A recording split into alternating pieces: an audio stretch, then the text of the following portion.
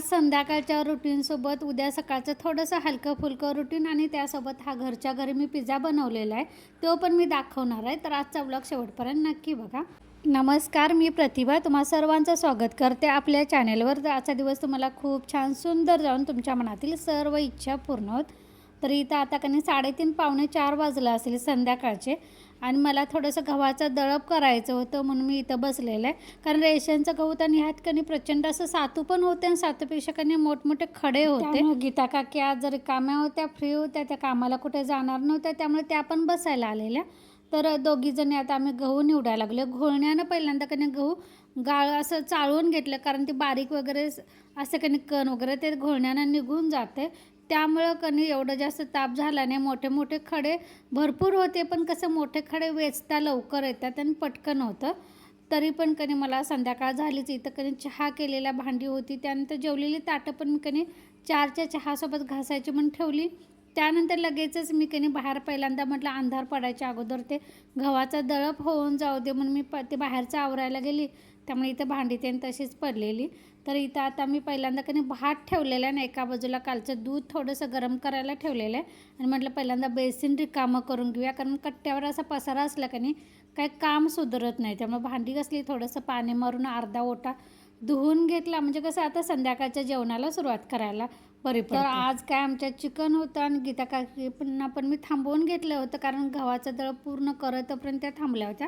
म्हटलं आता थांबलं आहे तर जेवूनच जा म्हणून त्या नाही म्हणत होत्या, तरी पण मी त्यांना ठेवून घेतलेलं आहे. इथं सकाळी पपई समोरच्या ताईनं दिलेली ती फ्रीजमध्ये ठेवली होती आणि ते मी दुपारी कापायचं पण विसरून गेले होते माझ्या बाहेरच्या कामाच्या नादात. म्हटलं ते लक्षात आलं भांडी घासताना, तर म्हटलं पहिल्यांदा भात होई तोपर्यंत कधी पपई मला बिया काढल्या आणि कट करून सगळ्यांना खायला दिलं, कारण ते ठेवलं तर मग उद्या सकाळी खाता पण येणार नाही, ते टाकून द्यायला. आणि पपई कशी औषधी असते, त्यामुळे पोरं खाताना थोडंसं कचवसतात, एखादीच फोड खातात, पण कधी तरीसुद्धा मी तेवढी का असं ना त्यांच्या पोटात जाऊ दे म्हणून जबरदस्तीनं खायलाच लावते. तर इथं पपई कट करून सगळ्यांना दिली. तोपर्यंत माझा भाताचा कुकर पण झाला होता, दूध पण काय मगाशीच माझं भांडी घासतानाच गरम झालं होतं.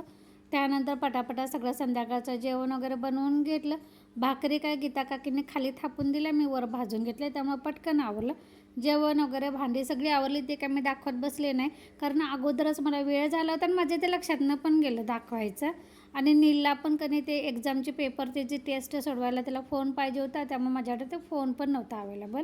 तर इथं आता दुसऱ्या दिवशीचे सकाळ रोजचे कपडे मी मशीनला लावलेले आणि पोरांचे वगैरे आणि टॉवेल सगळे मी धुवायला काढणार होते, त्यामुळे ते गरम पाण्यामध्ये भिजत घातलेले.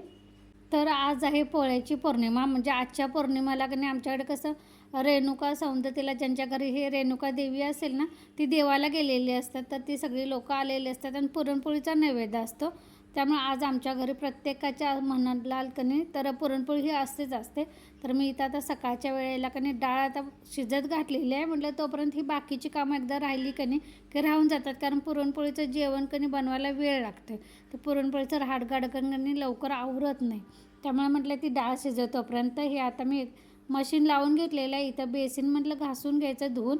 बेसिन तर इथलं मी तसं मी वापरत नाही, कारण खालची पाईप थोडीशी लिकेज आहे आणि ते खाली पाणी जातं, मग थोडंसं वापर ह्याचा कमी आहे. तरी पण काय होतं माहिती आहे, हे ग्रिलमधून कधी वाऱ्यानं धूळ इतकी येते कधी बाहेरचा माणूस आलं की ते त्याला बेसिनवर अशी धूळ साडते, म्हणजे ही बाई स्वच्छ करते की नाही असं दिसेल. त्यांना काय आपल्या घरचं माहिती नसतं ना, त्यामुळे म्हटलं हे कधी 4 दिवसातून वापर नाही, तरी पण 4 दिवसातून मी हे साफ करून घेते. तर तुम्ही म्हणाल आज ताईने साडी नेसली, तर कसं होते म्हणजे साड्या माझ्या सावरता येत नाही, त्यामुळं कधी नेसणं होत नाही, मग त्या तशाच पडून राहतात. म्हणून म्हटलं मी सणावाराचं का असेल ना कधीतरी साडी नेसत जाते, की बाबा सणावाराच्या निमित्तानं का असेल ना आपली साडी वापरायला पण होते. तर इथं चला बेसिन आवरून घेते, त्यानंतर टॉयलेट बाथरूम पण स्वच्छ करून घेतलं. त्यानंतर इथं आता देवपूजा करून घेतली. तर इथं देवपूजा झाल्यानंतर सगळा पुरणपोळीचा कणे स्वयंपाक आवरून घेतला. ते पण मी काय शूट केलं नाही, कारण मला वेळेत नैवेद्य तयार करायचा होता. कारण आमच्याकडे कसं गावात जे ग्रामदेवतेचं मंदिर आहे की नाही इथं, म्हणजे ज्योतिबाचं, तर तिथं पण नैवेद्य द्यायचं असते, त्यामुळे मला ते वेळेत आवरायचं होतं. त्यामुळे मी ते पटापटा आवरलं आणि आता संध्याकाळची वेळ आहे. सकाळचं सगळं पुरणपोळीचं जेवण तर शिल्लक आहे. तसं म्हणा गेलं की पुरणपोळीचं असो किंवा नॉनव्हेजचं असतं जेवण आहे. सकाळ असली जेवणं कधी सकाळी केली तर संध्याकाळी ते शिल्लक असतातच, काय करायला लागत नव्हतं मला. फक्त गरम गरम भात फक्त मी लावलेला आहे आणि इथं हा कणी पिझ्झाचा बेस तसं म्हणा 4 दिवसापूर्वी वहिनीने पाठवून दिला होता, तर त्याची कणी एक्सपायर डेट पण संपत आली होती. आणि ते करायचं म्हणून माझ्याकडे ते शिमला मिरची पण नव्हती, म्हणून मी थोडंसं म्हटलं आज रविवार आहे, बाजार केल्यानंतर करायचं म्हणून ठेवून दिलं होतं. तर बरोबर आज रविवारचं पोरांना ती लगेच आठवण झाली, भाजी आले म्हटल्यानंतर पिझ्झा बनवून दे. म्हटलं आता जेवणाची पण काही गडबड नाही, म्हणून आता इथं मी पिझ्झा बनवायला घेतलेला. हा बेस काय तयारच आहे. तर ह्यावर कधी मला पिझ्झा सॉस लावायचा होता, पण ते कसं आमच्या गावात कधी भेटतोय कधी भेटत नाही. ह्यावेळी मला भेटलंच नाही, म्हणून मी इथे टोमॅटो केचप लावलेलं आहे. आणि हा मी ओव्हनमध्ये बनवणार नाही, हा आपल्या साध्या कढईमध्येच बनवणार आहे. तर गॅसवर कढई ठेवलेली आहे माझी जी पसरट होती ती, आणि त्यावर मीठ गरम करायला ठेवलेलं आहे, कारण हे मिठावर भाजणार आहे म्हणून. तर मी सोप्यात सोपी पद्धत सांगते. इथं आता बेस आहे की नाही, ह्याला मी टोमॅटो केचप लावून घेतलेला आहे. तुमच्याकडे पिझ्झा सॉस भेटला की नाही तो नक्की लावा. त्यानंतर परत तुमच्याकडे काट्याचा चमचा असेल की नाही, त्यानं थोडंसं असं आपण धपाट्याला कसं होलं पाडून घेतो तसं काट्याचं चमच्यानं की नाही असं हे करून घ्या. त्यानंतर परत सॉस लावा, म्हणजे आतपर्यंत थोडासा त्या बेसमध्ये पण सॉस मुरतो आहे.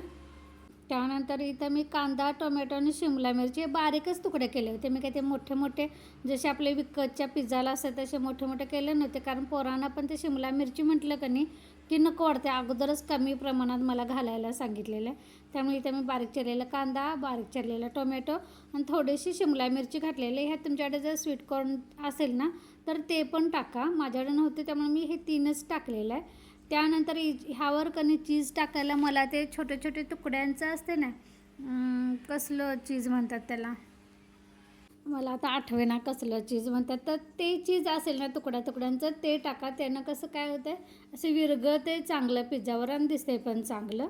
ते काय मिळालं नाही, त्यामुळे माझ्याकडे ते मोठी वडी असते तीच भेटलेली, त्याचंच मी केलं. हे कसं होतं, ह्याला दाब दिलं की नाही असे तुकडे पडतात. मी पहिल्यांदा ठरवलेलं की चाकून ह्याचं छोटे छोटे तुकडे करायचं आणि ते टाकायचं, पण ते इतकं चांगलं की नाही असं मेल्ट होत नाही पिझ्झावर, त्यामुळे किसून टाकायला लागलं. फक्त एवढंच की असं जर चीज भेटले ती ते जास्त प्रमाणात टाकून घ्या.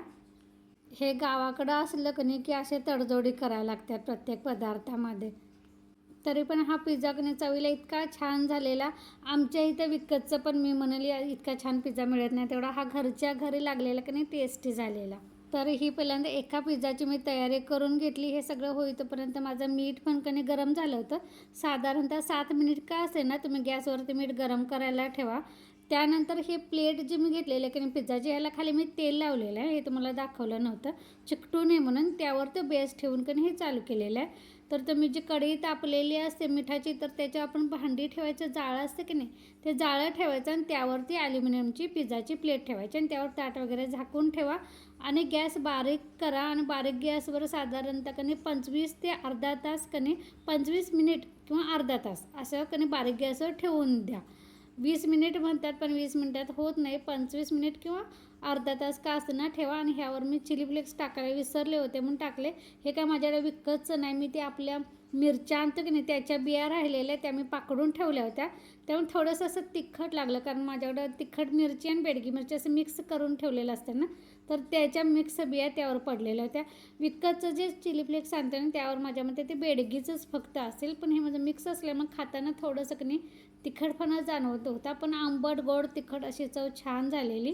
बघा मी अर्धा तास ठेवल्यानंतर आता काढलेला आहे. छान असं तर बेस पण तांबूस कलरचा झालेला आणि इतकं कुरकुरीत खाताना असं वाटत होतं फक्त गरम गरम कट करायचं आणि खायचं. तर हा एक पिझ्झा तयार होईपर्यंत मी तर दुसरा पण बेस तयार करून घेतला होता.